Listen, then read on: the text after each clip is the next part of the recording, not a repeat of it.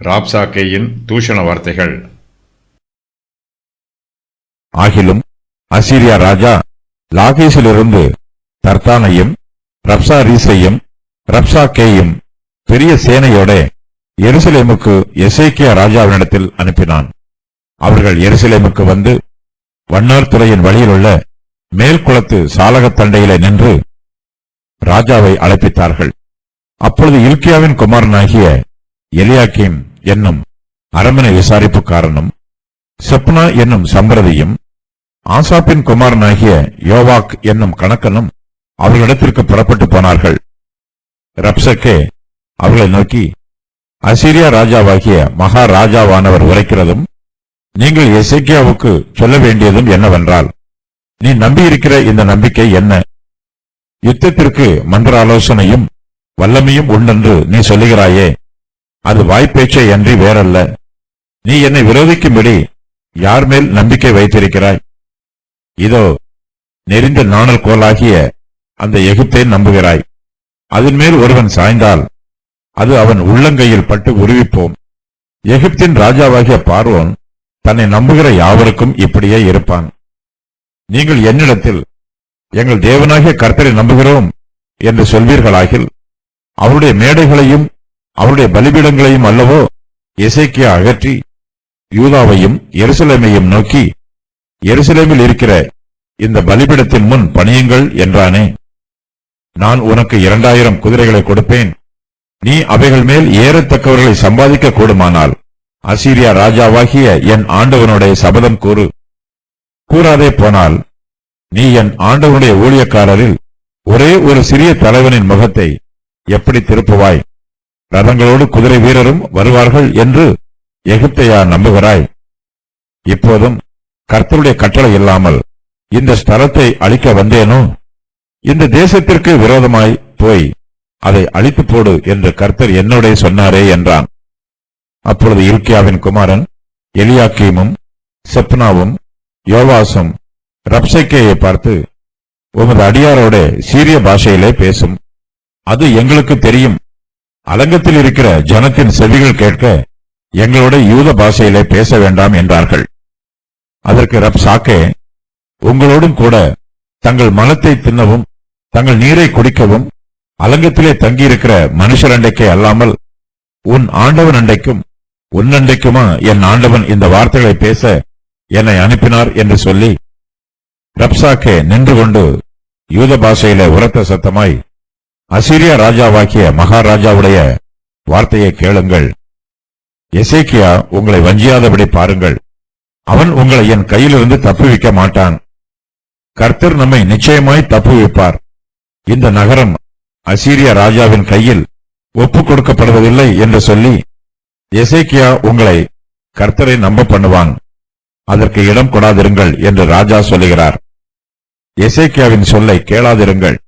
அசீரியா ராஜா சொல்லுகிறதாவது, நீங்கள் என்னோட ராசியாகி காணிக்கையோட என்னிடத்தில் வாருங்கள். நான் வந்து உங்களை உங்கள் தேசத்துக்கு ஒப்பான தானியமும் திராட்சை தோட்டத்திலும் உள்ள தேசமும் அப்பமும் திராட்சை ரசமும் உள்ள தேசமும் ஒலிவ எண்ணெயும் தேனும் உள்ள தேசமும் ஆகிய சீமைக்கு அழைத்துக் கொண்டு போகும் அளவும் அவனவன் தன் தன் திராட்சை செடியின் கனியையும் தன் தன் அத்திமரத்தின் கனியையும் புசித்து அவனவன் தன் தன் கிணற்றின் தண்ணீரை குடியுங்கள். இவ்விதமாய் நீங்கள் சாகாமல் பிழைத்திருப்பீர்கள். கர்த்தர் நம்மை தப்புவிப்பார் என்று உங்களை போதனை செய்ய எசேக்கியாவுக்கு செவிகொடாதிருங்கள். ஜாதிகளுடைய தேவர்களில் யாராவது தங்கள் தேசத்தை அசீரியா ராஜாவின் கைக்கு தப்புவித்ததுண்டோ? ஆமாத், அர்பாத் பட்டணங்களின் தேவர்கள் எங்கே? செப்பர்வாயும் ஏனா, ஈவாப் பட்டணங்களின் தேவர்கள் எங்கே? அவர்கள் சமாரியாவை என் கைக்கு தப்புவித்ததுண்டோ? கர்த்தர் எருசலேமை என் கைக்கு தப்புவிப்பார் என்பதற்கு அந்த தேசங்களுடைய எல்லா தேவர்களுக்குள்ளும் தங்கள் தேசத்தை என் கைக்கு தப்புவித்தவர் யார் என்கிறார் என்று சொன்னான். ஆனாலும் ஜனங்கள் அவனுக்கு ஒரு வார்த்தையும் பிரதியுத்தரமாக சொல்லாமல் மௌனமாயிருந்தார்கள். அவனுக்கு மறு உத்தரவு சொல்ல வேண்டாம் என்று ராஜா கட்டளையிட்டிருந்தான். அப்பொழுது இல்கியாவின் குமாரனாகிய எலியாக்கீம் என்னும் அரமனை விசாரிப்புக்காரனும் செப்னா என்னும் சம்பிரதியும் ஆசாப்பின் குமாரன் யோவாக் என்னும் கணக்கனும் வஸ்திரங்களை கிழித்துக் கொண்டு எசேக்கியாவினிடத்தில் வந்து ராப்சேக்கேயின் வார்த்தைகளை அவனுக்கு தெரிவித்தார்கள். சனகரிப்பின் சேனை எருசலேமை முற்றுகையிடுகிறார்கள். அசீரியா ராஜா லாகீசிலிருந்து தர்தானையும் ராப்சாரீசையும் ரப்சாக்கேயையும் பெரிய சேனையோட எருசலேமுக்கு எசேக்கியா ராஜாவினிடத்தில் அனுப்புகிறான். அவர்கள் எருசலேமுக்கு வந்து வண்ணார் துறையின் வழியில் உள்ள மேல்குளத்து சாலகத் தண்டையிலே நின்று ராஜாவை அழைப்பிக்கிறார்கள். அசீரியருடைய ஆவணங்களின் பிரகாரம் அசீரியரின் ராஜாவாகிய சனகரிப் எசேக்கியாவின் பகுதியை அங்கீகரித்து அவன் மீது யுத்தம் பண்ணுவதை தவிர்த்து நினிவேக்கு திரும்பி சென்று விடுகிறான். யுத்தம் தவிர்க்கப்படுவதனால் எசேக்கியாவிற்கு மறுபடியும் தைரியம் பிறக்கிறது. எசேக்கியா அசீரிய ராஜாவோடு செய்த ஒப்பந்தத்தை மீறி எகிப்தின் ராஜாவோடு ஒப்பந்தம் பண்ண ஆரம்பிக்கிறான். இது அசீரியருக்கு எதிரான கலகமாகும். ஆகையினால் சனகரிப் பாலஸ்தீனத்தின் மீது மற்றொரு யுத்தத்திற்கு ஆயத்தமாகிறான். அசீரியாவின் ராஜா லாகீஸை முற்றுகையிடுகிறான். எகிப்தின் மீதும் படையெடுத்துச் செல்கிறான். போகும் வழியில் யூதர்கள் தனக்கு கட்டுப்பட்டு இருக்கிறார்களா என்பதை சோதித்து பார்ப்பதற்காக சனகரிப் எருசலேமுக்கும் தன் சேனையை அனுப்புகிறான். தர்தான் என்பது படை தளபதிக்கு கொடுக்கப்பட்டிருக்கும் பட்டப்பெயர் ஆகும். ரப்சாரிஸ் என்பது சேனை தலைவருக்கு கொடுக்கப்பட்டிருக்கும் பட்டப்பெயர் ஆகும். ரப்சாக்கே என்பது சேனையின் சிறிய தலைவனுக்கு கொடுக்கப்பட்டிருக்கும் பட்டப்பெயர் ஆகும். இந்த முற்றுகையில் சனகரிப் நேரடியாக வரவில்லை. அவன் தன்னுடைய சேனை தளபதிகளில் 3 பேரை எருசலேமுக்கு விரோதமாக அனுப்புகிறான். எருசலேமை சுற்றிலும் அசீரியரின் பெரிய சேனை பாளையம் இறங்கியிருக்கிறார்கள்.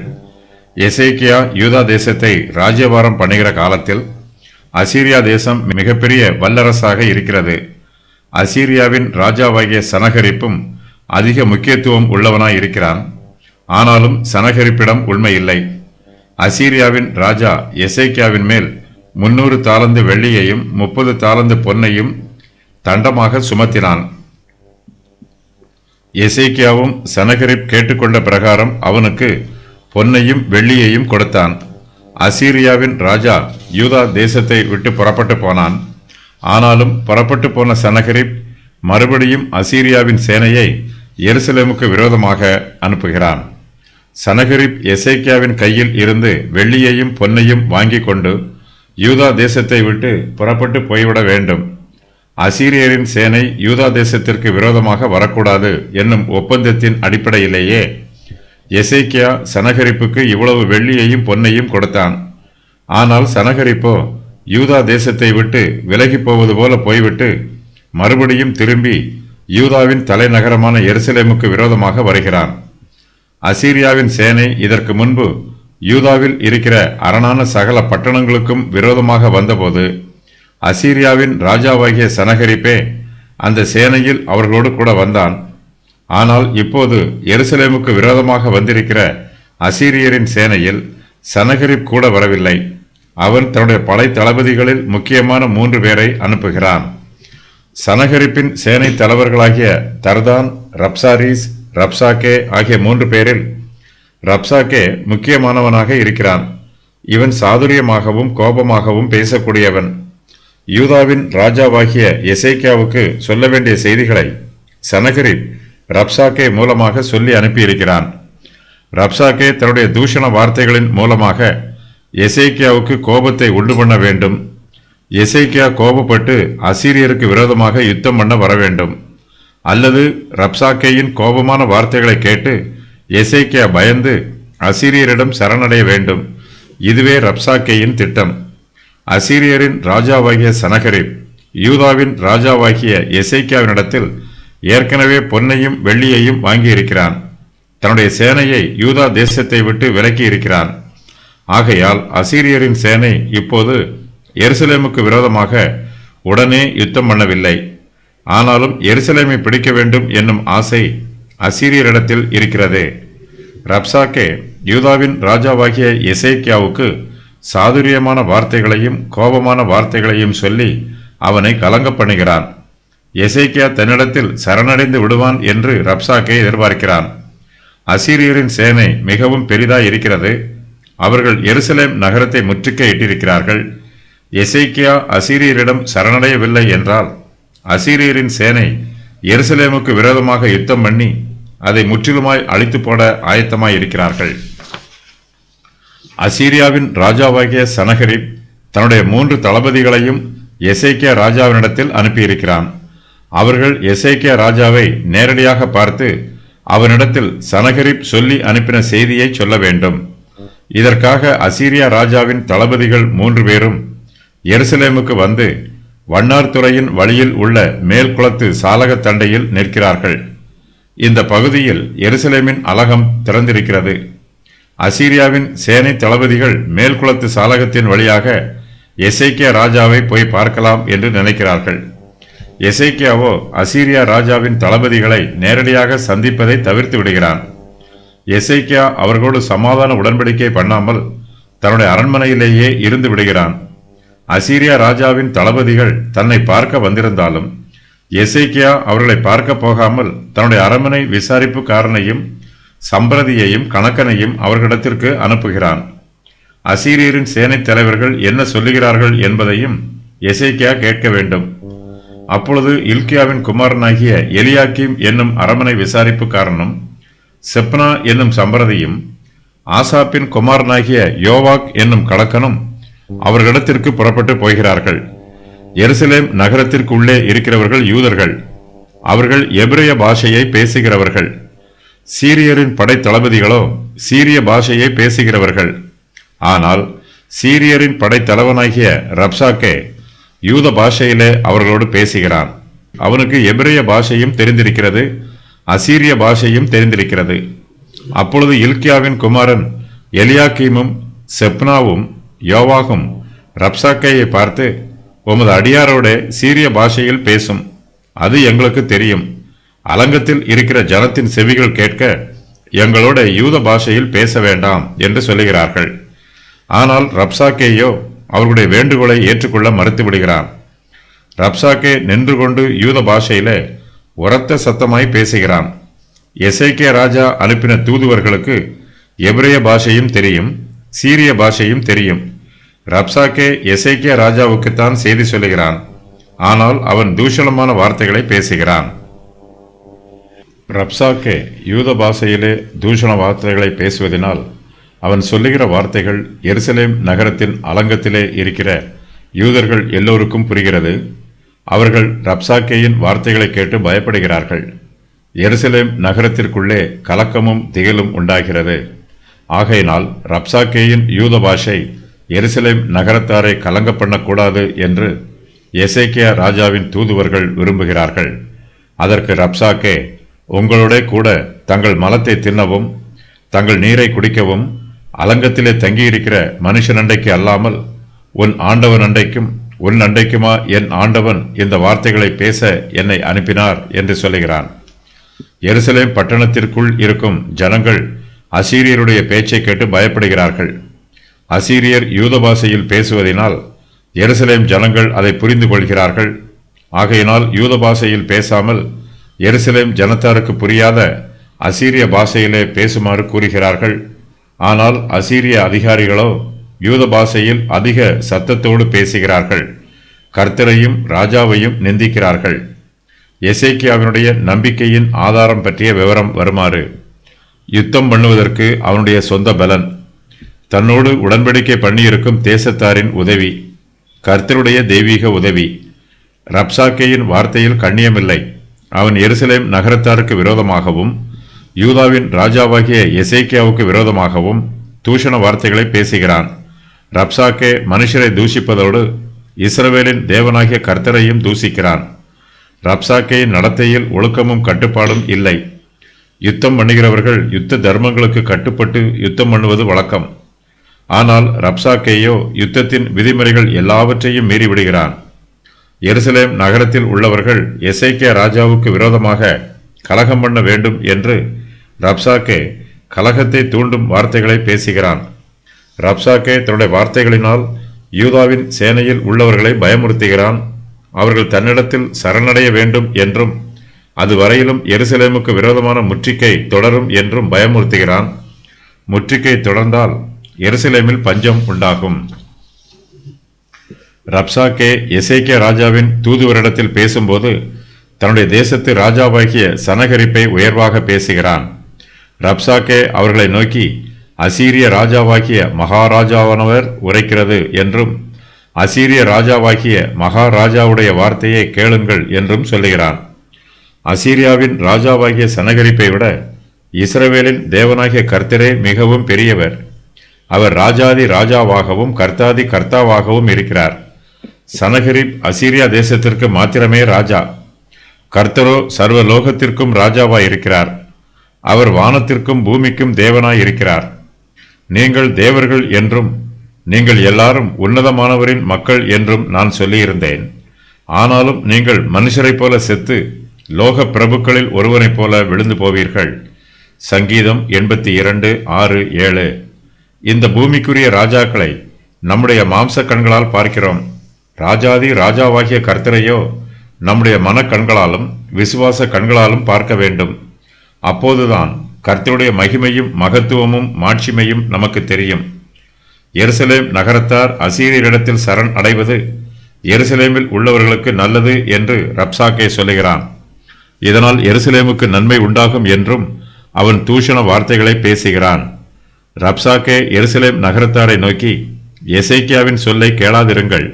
அசீரியா ராஜா சொல்லுகிறதாவது, நீங்கள் என்னோட ராசியாகி காணிக்கையோட என்னிடத்தில் வாருங்கள் என்றும், நான் வந்து உங்களை உங்கள் தேசத்துக்கு ஒப்பான தானியமும் திராட்சை தோட்டமும் உள்ள தேசமும் அப்பமும் திராட்சை ரசமும் உள்ள தேசமும் ஒலிவ எண்ணெயும் தேனும் உள்ள தேசமும் ஆகிய சீமைக்கு அழைத்து கொண்டு போகும் அளவும் அவனவன் தன் தன் திராட்சை செடியின் கனியையும் தன் தன் அத்திமரத்தின் கனியையும் புசித்து அவனவன் தன் தன் கிணற்றின் தண்ணீரை குடியுங்கள் என்றும், இவ்விதமாய் நீங்கள் சாகாமல் பிழைப்பீர்கள். கர்த்தர் நம்மை தப்புவிப்பார் என்று உங்களை போதனை செய்ய எசேக்கியாவுக்கு செவிகொடாதிருங்கள் என்றும் சொல்லுகிறான். யூதர்கள் அனைவரையும் சிறையிருப்புக்கு கொண்டு போகும் எண்ணம் அசீரிய ராஜாவிடம் உள்ளது என்பது தெரிய வருகிறது. எருசலேம் நகரத்தார் அசீரியரிடத்தில் சரணடையும் போது அவர்களுடைய திராட்சை தோட்டம் அசீரியருக்கு சொந்தமாகும். ஆனாலும் எருசலேம் நகரத்தார் தங்கள் தோட்டத்தில் பயிரிட்டு அதன் பலனை புசிக்கலாம் என்றும் ரப்சாக்கே சொல்லுகிறான். எருசலேமில் உள்ள திராட்சை தோட்டம் இப்போது எருசலேம் நகரத்தாருக்கு சொந்தமானது. அது அசீரியருக்கு சொந்தமாகிவிட்டால் அதன் பின்பு எருசலேம் நகரத்தாருக்கு அந்த தோட்டத்தில் பங்கும் இருக்காது, உரிமையும் இருக்காது. ரப்சாக்கே தன்னுடைய சாதுரியமான வார்த்தைகளினால் எருசலேம் நகரத்தாரை வஞ்சிக்கிறான். ரப்சாக்கே எருசலேம் நகரத்தாருடைய நம்பிக்கையை பலவீனப்படுத்தும் முயற்சியில் இறங்குகிறான். ரப்சாக்கே அவர்களை நோக்கி, அசீரியா ராஜாவாகிய மகா ராஜாவானவர் உரைக்கிறதும் நீங்கள் எசேக்கியாவுக்கு சொல்ல வேண்டியதும் என்னவென்றால், நீ நம்பியிருக்கிற இந்த நம்பிக்கை என்ன என்றும், எசேக்கியா உங்களை வஞ்சியாதபடி பாருங்கள், அவன் உங்களை என் கையில் இருந்து தப்புவிக்க மாட்டான் என்றும் சொல்லுகிறான். எருசலேம் நகரத்தார் தனக்கு கீழ்ப்படிய வேண்டும், இல்லையென்றால் அவர்கள் அழிந்து போவார்கள் என்று ரப்சாக்கே அவர்களை எச்சரிக்கிறான். அவர்கள் வளைய வேண்டும் அல்லது ஒடிந்து போவார்கள் என்று ரப்சாக்கே அவர்களை பயமுறுத்துகிறான். ரப்சாக்கே எருசலேம் நகரத்தாரிடம் பேசும்போது யூதாவின் ராஜாவாகிய எசேக்கியாவுக்கு விரோதமாகவும் தூஷண வார்த்தைகளை பேசுகிறான். எசேக்கியா எதையெல்லாம் நம்புகிறானோ அவை அவனுக்கு சித்திக்காது என்று ரப்சாக்கே சொல்லுகிறான். எசேக்கியா 3 காரியங்களை நம்புவதாக ரப்சாக்கே சொல்லுகிறான். அவையாவன: எசேக்கியாவின் இராணுவ பலம், எசேக்கியா எகிப்தியரோடு பண்ணியிருக்கிற உடன்படிக்கை, எசேக்கியா நம்புகிற கர்த்தர். அசீரியரின் இராணுவம் மிகவும் பெரியது. அசீரியரின் இராணுவத்தோடு ஒப்பிடும்போது எசேக்கியாவின் இராணுவம் மிகவும் சிறியது. ரப்சாக்கேயின் பார்வையில் எசேக்கியாவின் இராணுவம் சிறிய கூட்டமாக தெரிகிறது. எசேக்கியாவினிடத்தில் குதிரைகளும் இல்லை, குதிரை வீரர்களும் இல்லை என்று ரப்சாக்கே ஏளனமாய் பேசுகிறான். ரப்சாக்கே எசேக்கியாவின் தூதுவர்களை நோக்கி, நான் உனக்கு 2000 குதிரைகளை கொடுப்பேன். நீ அவைகள் மேல் ஏறத்தக்கவர்களை சம்பாதிக்க கூடுமானால் அசீரியா ராஜாவாகிய என் ஆண்டவனோட சபதம் கூறு என்றும், கூறாதே போனால் நீ என் ஆண்டவனுடைய ஊழியக்காரரில் ஒரே ஒரு சிறிய தலைவனின் முகத்தை எப்படி திருப்புவாய்? ரதங்களோடு குதிரை வீரரும் வருவார்கள் என்று எகிப்தையா நம்புகிறாய் என்றும் சொல்லுகிறான். எருசலேமை சுற்றிலும் அசீரியரின் சேனை முற்றுகை போட்டிருக்கிறார்கள். எசேக்கியாவும் அவனுடைய சேனையும் நகரத்திற்கு உள்ளே இருக்கிறார்கள். அசீரியாவின் சேனை பலமுள்ளதாக இருக்கிறது. இந்த சூழ்நிலையில் எசேக்கியா யாரை நம்புகிறான் என்று ரப்சாக்கேக்கு தெரியவில்லை. ரப்சாக்கே எசேக்கியாவின் தூதுவரிடம் எசேக்கியா ராஜாவின் நம்பிக்கையை பற்றி கேட்டு தெரிந்து கொள்ள விரும்புகிறான். ரப்சாக்கே அவர்களிடம், நீ நம்பியிருக்கிற இந்த நம்பிக்கை என்ன? யுத்தத்திற்கு மந்திர ஆலோசனையும் வல்லமையும் உண்டு என்று நீ சொல்லுகிறாயே, அது வாய்ப்பேச்சே அன்றி வேறல்ல. நீ என்னை விரோதிக்கும்படி யார் மேல் நம்பிக்கை வைத்திருக்கிறாய் என்று கேட்கிறான். அசீரியர் யூதாவை அவமானப்படுத்துகிறார்கள். எகிப்தையும் கர்த்தரையும் நம்பி தங்களை எதிர்ப்பதற்காக தகுந்த பாடம் கற்பிப்போம் என்று அச்சுறுத்துகிறார்கள். யூதருக்கு யுத்தம் பண்ணுவதற்கு வலிமை இல்லை என்று ஏளனமாக பேசுகிறார்கள். அசீரியர்கள் 2000 குதிரைகளை யூதருக்கு கொடுத்தாலும் அவைகள் மேல் ஏறத்தக்கவர்களை அவர்களால் சம்பாதிக்க முடியாது என்று அவமானப்படுத்துகிறார்கள். இஸ்ரவேலின் கர்த்தரே தங்களை இங்கு அனுப்பி எருசலேமை அழிக்கச் சொன்னார் என்றும் பெருமை பேசுகிறார்கள். சனகரிப் வந்து எருசலேமில் மேல் யுத்தம் பண்ண நோக்கம் கொண்டிருப்பதை எசேக்கியா கண்டபோது நகரத்திற்கு புறம்பே இருக்கிற ஊற்றுகளை தூர்த்து போட தன் பிரபுக்களோடும் தன் பராக்கிரமசாலிகளோடும் ஆலோசனை பண்ணினான். அதற்கு அவர்கள் உதவியாய் இருந்தார்கள். எசேக்கியா தன் பராக்கிரமசாலிகளோடு ஆலோசனை பண்ணுவதை ரப்சாக்கே மந்திர ஆலோசனை என்று ஏளனமாக பேசுகிறான். யூதா தேசத்திற்கும் எகிப்து தேசத்திற்கும் சமாதான உடன்படிக்கை பண்ணப்பட்டிருக்கிறது. எருசலேமுக்கு ஆபத்து வரும்போது எகிப்தியர்கள் அவர்களுடைய உதவிக்கு வருவார்கள். ரப்சாக்கேயோ எகிப்தியரையும் ஏளனம் பண்ணுகிறான். ரப்சாக்கே எசேக்கியாவின் தூதுவர்களிடம் எகிப்தியரை பற்றி சொல்லும்போது, இதோ நெறிந்த நாணல் கோலாகிய அந்த எகிப்தை நம்புகிறாய். அதன் மேல் ஒருவன் சாய்ந்தால் அது அவன் உள்ளங்கையில் பட்டு உருவி போகும். எகிப்தின் ராஜாவாகிய பார்வோன் தன்னை நம்புகிற யாவருக்கும் இப்படியே இருப்பான் என்று சொல்லுகிறான். எகிப்தியரிடத்தில் ரதங்களும் குதிரை வீரர்களும் இருக்கிறார்கள். எசேக்கியா எகிப்தியரின் ரதங்களையும் குதிரை வீரரையும் நம்புகிறான் என்று ரப்சாக்கே ஏளனமாய் பேசுகிறான். ரதங்களோடு குதிரை வீரரும் வருவார்கள் என்று எகிப்தையா நம்புகிறாய் என்று ரப்சாக்கே கேட்கிறான். எகிப்தியர்கள் இப்போது நெறிந்த நாணல் கோலை போல இருக்கிறார்கள். அதன் மீது ஒருவன் சாய்ந்தால் நெறிந்த நாணல் கோல் முறிந்து போகும். முறிந்து போன அந்த கோல் அதன் மேல் சாய்கிறவனுடைய சரீரத்தை கிழித்துவிடும். அப்பொழுது எகிப்து தேசத்தின் குடிகள் எல்லோரும் நான் கர்த்தர் என்று அறிந்து கொள்வார்கள். அவர்கள் இஸ்ரவேல் வம்சத்தாருக்கு நாணல் கோலாய் இருந்தார்களே, அவர்கள் உன்னை கையிலே பிடிக்கும்போது நீ ஒடிந்து போய் அவர்கள் விலாவையெல்லாம் பிளப்பாய். அவர்கள் உன்மேல் சாயும் போது நீ முறிந்து அவர்கள் இடுப்பு முழுவதையும் மரத்து போக பண்ணுவாய். எசேக்கியேல் 29:6-7. எசேக்கியா இஸ்ரவேலின் தேவனாகிய கர்த்தரை நம்புகிறான் என்று ரப்சாக்கே ஏளனம் பண்ணுகிறான். அவன் எசேக்கியா ராஜாவின் தூதுவரிடத்தில், நீங்கள் என்னிடத்தில் எங்கள் தேவனாகிய கர்த்தரை நம்புகிறோம் என்று சொல்வீர்களாகில் அவருடைய மேடைகளையும் அவருடைய பலிபீடங்களையும் அல்லவோ எசேக்கியா அகற்றி யூதாவையும் எருசலேமையும் நோக்கி, எருசலேமில் இருக்கிற இந்த பலிபீடத்தின் முன் பணியுங்கள் என்றானே என்று சொல்லுகிறான். அசீரியருக்கு கர்த்தரை பற்றி சரியாக தெரியவில்லை. எசேக்கியா பாகாலின் பலிபீடங்களையும் மேடைகளையும் அகற்றுகிறான். எசேக்கியா கர்த்தருடைய வார்த்தையையும் அவருடைய வல்லமையையும் நம்புகிறான். தான் கர்த்தரை நம்புவது மாத்திரமல்ல, எருசலேம் நகரத்தாரும் கர்த்தரை நம்ப வேண்டும் என்று எசேக்கியா சொல்லுகிறான். எசேக்கியா எருசலேம் நகரத்தாரை நோக்கி, கர்த்தர் நம்மை நிச்சயமாய் தப்புவிப்பார். இந்த நகரம் அசீரியா ராஜாவின் கையில் ஒப்புக்கொடுக்கப்படுவதில்லை என்றும், அவனவன் தன் தன் திராட்சை செடியின் கனியையும் தன் தன் அத்திமரத்தின் கனியையும் புசித்து அவனவன் தன் தன் கிணற்றின் தண்ணீரை குடியுங்கள். இவ்விதமாய் நீங்கள் சாகாமல் பிழைப்பீர்கள். கர்த்தர் நம்மை தப்புவிப்பார் என்றும் சொல்லுகிறான். ரப்சாக்கே எசேக்கியா ராஜாவுக்கு விரோதமாகவும் அவனுடைய நம்பிக்கைக்கு விரோதமாகவும் பேசுகிறான். தாவீதின் சத்துருக்கள் கர்த்தர் மீது அவர் வைத்திருக்கும் நம்பிக்கையை பலவீனப்படுத்தும் வண்ணமாக தூஷணமான வார்த்தைகளை பேசினார்கள். கர்த்தாவே, என் சத்துருக்கள் எவ்வளவாய் பெருகியிருக்கிறார்கள். எனக்கு விரோதமாய் எழும்புகிறவர்கள் அநேகர். தேவனிடத்தில் அவனுக்கு ரட்சிப்பு இல்லை என்று என் ஆத்துமாவை குறித்து சொல்லுகிறவர்கள் அநேகராயிருக்கிறார்கள். சங்கீதம் 3:1-2. நான் கர்த்தரை நம்பியிருக்கிறேன். பின்ன ஏன் நீங்கள் என் ஆத்துமாவை நோக்கி பட்சியைப் போல உன் மலைக்கு பறந்து போ என்று சொல்லுகிறீர்கள்? இதோ துன்மார்க்கர் வில்லை வளைத்து செம்மையான இருதயத்தார் மேல் அந்த காலத்தில் எய்யும்படி தங்கள் அம்புகளை நாணிலே தொடுக்கிறார்கள். சங்கீதம் 11:1-2. இயேசு கிறிஸ்துவின் சத்துருக்கள் அவருக்கு விரோதமாக இதுபோன்ற தூஷண வார்த்தைகளை சொன்னார்கள். தன்னை தேவனுடைய குமாரன் என்று சொல்லி தேவன் மேல் நம்பிக்கையாய் இருந்தானே, அவர் இவன் மேல் பிரியமாய் இருந்தால் இப்பொழுது இவனை ரட்சிக்கட்டும் என்றார்கள். மத்தேயு 27:43. எருசலேம் நகரத்தார் கர்த்தர் மீது நம்பிக்கை வைத்திருக்கிறார்கள். அவர்களுடைய விசுவாசத்தை பலவீனப்படுத்தும் வண்ணமாக ராப்சாக்கே 3 காரியங்களை சொல்லுகிறான். அவையாவன: எசேக்கியா கர்த்தருடைய மேடைகளையும் அவருடைய பலிபீடங்களையும் அகற்றி போட்டான். ரப்சாக்கே கர்த்தருடைய கட்டளையின் பிரகாரம் எருசலேமை அழிக்க வந்திருக்கிறான். கர்த்தருடைய வல்லமையை விட அசீரியா ராஜாவாகிய சனகரிப்பின் வல்லமை மிகவும் அதிகம். எசேக்கியாவுக்கு கர்த்தருடைய பாதுகாப்பு கிடைக்காது என்று ரப்சாக்கே சொல்லுகிறான். ரப்சாக்கே எசேக்கியா அனுப்பின தூதுவர்களை நோக்கி, நீங்கள் என்னிடத்தில் எங்கள் தேவனாகிய கர்த்தரை நம்புகிறோம் என்று சொல்லுவீர்களாயில் அவருடைய மேடைகளையும் அவருடைய பலிபீடங்களையும் அல்லவோ எசேக்கியா அகற்றி யூதாவையும் எருசலேமையும் நோக்கி, எருசலேமில் இருக்கிற இந்த பலிபீடத்தின் முன் பணியுங்கள் என்றானே என்று சொல்லுகிறான்.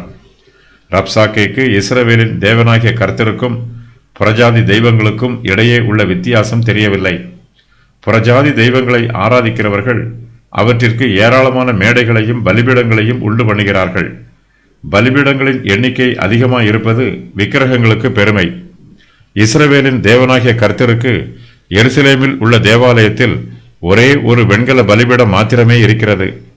எசேக்கியா ராஜா யூதா தேசத்தில் உள்ள மேடைகளையும் விக்கிரகங்களின் பலிபீடங்களையும் இடித்து போட்டான். இந்த பலிபீடங்கள் கர்த்தருடைய பலிபீடங்கள் அல்ல. ரப்சாக்கேக்கு இந்த வித்தியாசம் தெரியவில்லை. எசேக்கியா கர்த்தருடைய பலிபீடத்தை இடித்து போட்டதாக ரப்சாக்கே எருசலேம் நகரத்தாருக்கு சொல்லுகிறான். கர்த்தர் எசேக்கியாவை நேசிக்கவில்லை என்றும் தானே கர்த்தருடைய உண்மையான ஊழியக்காரன் என்றும் ரப்சாக்கே சொல்லுகிறான். எருசலேமை அழிப்பது கர்த்தருடைய சித்தம் என்றும் அந்த நகரத்தை அழிப்பதற்கு கர்த்தரே தன்னை அனுப்பியிருப்பதாகவும் ரப்சாக்கே எருசலேம் நகரத்தாருக்கு தூஷண வார்த்தைகளை சொல்லுகிறான். ரப்சாக்கே எசேக்கியா அனுப்பின தூதுவர்களை நோக்கி, இப்போதும் கர்த்தருடைய கட்டளை இல்லாமல் இந்த ஸ்தலத்தை அழிக்க வந்தேனோ? இந்த தேசத்திற்கு விரோதமாய் போய் அதை அழித்து போடு என்று கர்த்தர் என்னோட சொன்னாரே என்று சொல்லுகிறான். இந்த வாக்கியத்தை அசீரியர் பெருமையோடு கூறினார்களா அல்லது கர்த்தருடைய தீர்க்க தரிசனங்களை கேட்டார்களா என்று தெரியவில்லை. ரப்சாக்கே எருசலேமில் உள்ள வண்ணார்துறையின் வழியில் உள்ள மேற்குளத்து சாலக தண்டையில் நின்று பேசும்போது எருசலேமினுடைய அலங்கத்தின் மீது ஏராளமான ஜனங்கள் அவன் பேசுவதை கேட்டுக்கொண்டிருக்கிறார்கள். அந்த ஜனங்களை பயமுறுத்தும் வண்ணமாக ரப்சாக்கே பொய் வார்த்தைகளை பேசுகிறான். ரப்சாக்கே இஸ்ரவேலின் தேவனாகிய கர்த்தரையும் அசீரியாவின் ராஜாவாகிய சனகரிப்பையும் ஒப்பிட்டு பேசுகிறான். சனகரிப்பே பெரியவர் என்றும் அவரே வல்லமை உள்ளவர் என்றும் அவருடைய வல்லமைக்கு முன்பாக இஸ்ரவேலின் தேவனால் எதிர்த்து நிற்க முடியாது என்றும் ரப்சாக்கே தூஷண வார்த்தைகளை பேசுகிறான். ரப்சாக்கே எசேக்கியா ராஜா அனுப்பின தூதுவர்களை நோக்கி, ஜாதிகளுடைய தேவர்களில் யாராவது தங்கள் தேசத்தை அசீரியா ராஜாவின் கைக்கு தப்புவித்தது உண்டோ என்றும், ஆமாத் அர்பாத் பட்டணங்களின் தேவர்கள் எங்கே? செப்பர்வாயிம் ஏனா ஈவா பட்டணங்களின் தேவர்கள் எங்கே? அவர்கள் சமாரியாவை என் கைக்கு தப்புவித்தது உண்டோ என்றும், கர்த்தர் எருசலேமை என் கைக்கு தப்புவிப்பார் என்பதற்கு அந்த தேசங்களுடைய எல்லா தேவர்களுக்குள்ளும் தங்கள் தேசத்தை என் கைக்கு தப்புவித்தவன் யார் என்கிறார் என்றும் சொல்லுகிறான். அந்நிய தேசங்களில் ஜீவனுள்ள தேவன் இல்லை, அங்கு இருப்பதெல்லாம் விக்கிரகங்களே. இப்போது ஜாதிகளுடைய தேவர்கள் இஸ்ரவேலின் தேவனாகிய கர்த்தருக்கு எதிராக வருகின்றன. கர்த்தருடைய வல்லமையினால் ஒரே நாள் இரவில் 1,85,000 பேர் மடிந்து விடுகிறார்கள். கர்த்தருடைய வல்லமை ஒருபோதும் குறைந்து போவதில்லை. அசீரியர்கள் யுத்தம் பண்ணும்போது யுத்தத்தில் தோல்வியுற்ற தேசத்தில் பிரதானமாக இருக்கும் விக்கிரகங்களை தங்களுடைய தேசத்திற்கு கொண்டு வந்து விடுவார்கள். அந்த தெய்வங்களைப் போலவே இஸ்ரவேலின் தேவனாகிய கர்த்தரையும் ஒரு தெய்வமாக நினைக்கிறார்கள். கர்த்தர் சமாரியாவை புறஜாதியாரின் சிறையிருப்புக்கு அனுமதிக்கிறார், அவர்களை தப்புவிக்கவில்லை. அதுபோல யூதாவையும் கர்த்தர் தப்புவிக்க மாட்டார் என்று அசீரியர் கூறுகிறார்கள். ரப்சாக்கே மெத்த பெருமைக்காரனாய் இருக்கிறான், அவனுடைய மனதில் ஆணவம் இருக்கிறது. ஒரு பட்டணத்தை பிடிக்கும்போது அந்த பட்டணத்தில் உள்ள தெய்வங்களையும் பிடித்து கொண்டதாக ரப்சாக்கே சொல்லுகிறான். ரப்சாக்கே சொல்லுகிறபடி கர்த்தர் எருசலேமுக்கு மாத்திரம் தேவன் அல்ல, அவர் சர்வ லோகத்திற்கும் அதிபதியாய் இருக்கிறார். ரப்சாக்கே யூத மார்க்கத்தை விட்டு பின்வாங்கி போனவன் என்று யூதருடைய பாரம்பரியம் சொல்லுகிறது. ஆகையினால் அவனால் யூத பாஷையில் பேச முடிகிறது. ரப்சாக்கேக்கு இஸ்ரவேலின் தேவனாகிய கர்த்தரை பற்றிய சத்தியங்கள் தெளிவாக தெரியவில்லை. அவன் யூத மார்க்கத்தை பிடிக்காமல் அதை விட்டு விலகி போனதினால் அவனுக்கு யூதர்கள் மீதும் யூதா தேசத்தின் மீதும் அதிக கோபம் வந்திருக்கிறது. அசீரியாவின் படை தளபதியாகிய ரப்சாக்கே தூஷணமான வார்த்தைகளையும் அவமானப்படுத்துகிற வார்த்தைகளையும் சொல்லுகிறான். ஆனாலும் ஜனங்கள் அவனுக்கு ஒரு வார்த்தையும் பிரதியுத்தரமாக சொல்லாமல் மௌனமாய் இருக்கிறார்கள். அவனுக்கு மறு உத்தரவு சொல்ல வேண்டாம் என்று ராஜா கட்டளையிட்டிருந்தான். ரப்சாக்கே தேவதூஷணம் சொல்லுகிறான். அவனுடைய தூஷண வார்த்தைகளை கேட்டு எருசலேம் நகரத்தார் தங்களுடைய வஸ்திரங்களை கிழித்துக் கொள்கிறார்கள். ரப்சாக்கேயின் வார்த்தைகள் யூதாவின் மனுஷருக்கு மிகுந்த வேதனையாகவும் மிகுந்த பாரமாகவும் இருக்கிறது. அப்பொழுது இல்கியாவின் குமாரனாகிய எலியாக்கிம் என்னும் அரமனை விசாரிப்புக்காரனும் செப்னா என்னும் சம்பிரதியும் ஆசாப்பின் குமாரன் யோவாக் என்னும் கணக்கனும் வஸ்திரங்களை கிழித்துக் கொண்டு எசேக்கியாவினிடத்தில் வந்து ரப்சாக்கேயின் வார்த்தைகளை அவனுக்கு தெரிவிக்கிறார்கள். எருசலேமில் உள்ள ஜனங்கள் மௌனமாக இருக்கிறார்கள். அரமனை அதிகாரிகள் தங்களுக்கு வந்த இக்கட்டை நினைத்து தங்களுடைய வஸ்திரங்களை கிழித்துக் கொண்டார்கள். ராஜாவாகிய எசேக்கியா அவர்கள் சொன்ன வார்த்தைகளை கேட்டபோது அவனும் தன் வஸ்திரங்களை கிழித்துக் கொள்கிறான்.